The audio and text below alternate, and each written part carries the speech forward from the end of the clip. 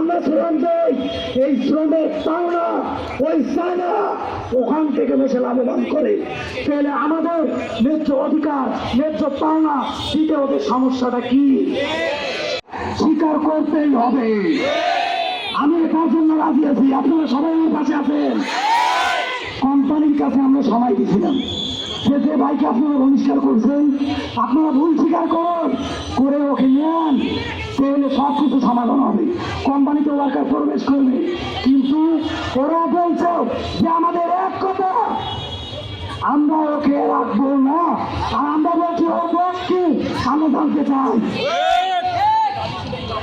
ওরা আমাদেরকে ওর দোষের কথা বলতে পারে না।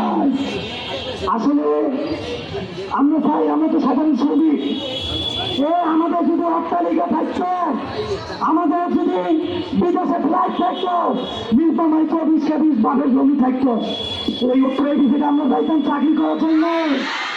এই সকালবেলা উঠে অনেক অনেক ভাই বোন না খেয়ে যায়, না খেয়ে যায় না। প্রথমে আমাদের আন্দোলন হয়েছিল, এখানে 26 দফা ছিল, সেখানে মালিক নিজেই ঠিকাদার করছে যে আমি সবগুলো এগুলো মানিয়ে নিলাম, আপনারা সুস্থভাবে কাজ করেন, ওকে ফাইন আমরা কাজ করতেছি।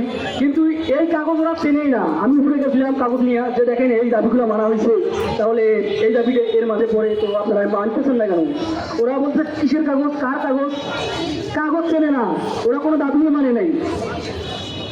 এখানে 10 নম্বর দাবি ছিল যে কোনো শ্রমিককে যদি জোরপূর্বক অন্য কোনো বিভাগে দেওয়া হয়, সে যদি তার পূর্বের বিভাগে ফিরতে চায় তাহলে তাকে ফেরানো হবে।